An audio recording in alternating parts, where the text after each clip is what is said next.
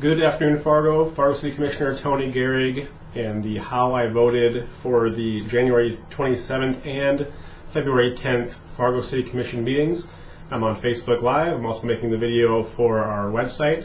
So you'll see me looking back and forth a little bit. So it's the two cameras. There's 4 issues on these agendas I'd like to speak to. So, number 1, I brought up the elimination of the firearm and ammunition prohibition in our land development code.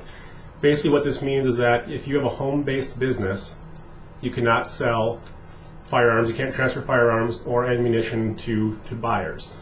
It's important to note that 75% of the FFL, federal firearm license holders, people who transfer weapons to other people legally, 75% in North Dakota are home-based. Now that makes sense because there's a lot of small towns that don't have a Shields or pawn shops or things like that usually do this.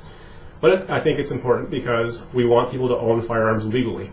We don't want the Wild West out there. A lot of people who are pro-gun, anti-gun, whatever you are, I would think that everyone wants these things to be transferred legally for people to go through background checks. And with allowing home-based FFL dealers, that makes more of those transfers possible in more different ways. And usually it's cheaper to go to a home-based dealer than it would be to go to a Shields or a pawn shop or all the other businesses out there that do this. I'll have more information about this coming up in the next few videos because there was quite a bit. But this was the first exposure to that subject, and what happened at this meeting was that we voted to allow the Planning Commission to look at this because it's a land development code, it's part of our ordinances about how you can build a house, how you can change a house, how you can zone things, and that's how we prohibited it. A lot of people thought that it was against state law, but we'll delve into that later. At this point in history, at the January 27th meeting, it was let's just have the Planning Commission look at it, see why we put this prohibition in place in the first place, and is it a good idea for it to still be there. So that's where we left this off. The second thing was the Performing Arts Center feasibility study. If you don't know, the Performing Arts Center has been introduced as an idea where the Civic Center is currently by the old City Hall. We would demolish that building, create something new, or renovate that building. The cost is basically the same to do each, so the prevailing idea was to just demolish it and start over. The feasibility study came back, and it's far more expensive than we thought it would be. We were thinking somewhere around the $45–50 million mark, which isn't a small number, huge number, but it came back at more like $75 million, and that's an estimate. I mean, it's going to keep going up from there. So the feasibility was, hey, how do we pay for that? Well, some of the commissioners saw a video of P3, which means half private sector, half public sector, and that was kind of the big idea that we had. My motion at the meeting was that, 1, it needs to go to a vote of the people. If we're going to build a $75 million structure, public structure, it needs to go to the vote of the people. And the second thing was, if it's not at least 50% funded by the private sector, then I'm a total out on this. Now, I think it should be funded completely by the private sector, obviously. But I would make the case to the residents who would hopefully vote against this $75 million structure. Would it be great to have a performing? I wrote an op-ed, and it was basically saying it would be great to have a performing arts center in downtown Fargo. But how you pay for it matters. How much it costs matters. How much it gets used matters. How much it competes with the private sector matters. How many other public buildings would this compete with? We have Blue Stem already. It would carry the same amount of people. We have other public places that we can use, like outdoor areas.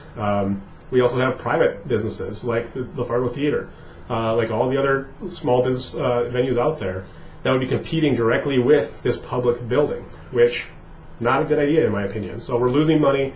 The feasibility study said it would definitely lose money. Hundreds of thousands of dollars a year on a good year it would lose. So basically this got kind of stopped in its tracks, and since February I haven't heard a word of this brought up again, which is a good thing. It should have died, it did die, and that's a good thing. Number 3 was the fine structure. If you remember back to this winter, we were talking about towing cars that were in the street during snow emergencies. We had a lot of snow this last winter, a couple of really big events, and we had a lot of hard times clearing the snow because cars were parking in the street when they probably shouldn't be. Now, I'm not going to go through the whole debate. What we talked about here was if we're going to have a fine structure, which at this point we do not, we're talking about doing that, but if we have a fine structure, it shouldn't be hundreds of dollars, okay? If we tow your car, it's only going to cost you a couple $100 to get it back. we shouldn't give you a fine on top of that for $200 or something like that. I said that if we're going to have a fine, it needs to be at least under $100. I'd like to see it more like $50 or $25, or maybe even a warning the first time.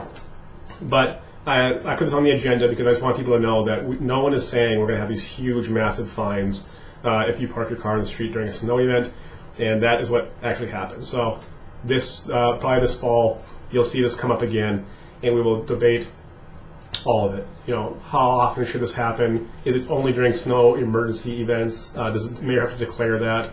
What's the fine structure going to be? So it's going to come back up again. The fourth thing that came up, this was on the February 10th agenda, windmills. I'm not necessarily a green energy guy. I'm not someone who wants to make laws saying you have to drive a Prius, or you have to have a windmill, or you have to have solar panels. That's not my style. However, I am someone who likes to save money. So if I can put up a windmill on my house and it generates enough power for my home, and I'm not paying, Xcel Energy or whatever co-op, $150 a month in the summer for my AC to run, then I'd like to do that. But right now our ordinances say that you can't. They don't specifically say windmills. What they say is height and noise. Windmills make noise, about 60 decibels. This is about how loud I'm talking right now. And also height requirements. These things should be on poles, so it's not, cutting down your neighbor's trees, things like that. And we have restrictions in our LDC, our Land Development Code, for that as well. So I suggested that we look at the windmill laws. This is back in February, and they still haven't got back to me yet. It's going to go to the Planning Commission, so Arlette Preston now is going to head that up as the commissioner, and this is going to be part of the greater LDC look for that. So this will come up again. This has not come up since, but I'd like to see people have the opportunity, if they'd like, to have green energy. If you want to put a solar panel up, if you want to put a windmill up, if you want to do whatever, it's on your home, on your property, you should have that right to do that. And I'm not going to force you. I'm not going to fine you if you don't. Not at all. But I'd like you have the opportunity to do so. So if you have any questions about these issues or anything else, please give me a call. Hit me up on Facebook. Email my address from the website, from the City of Fargo website. And always watch how we're spending your tax dollars. Thank you.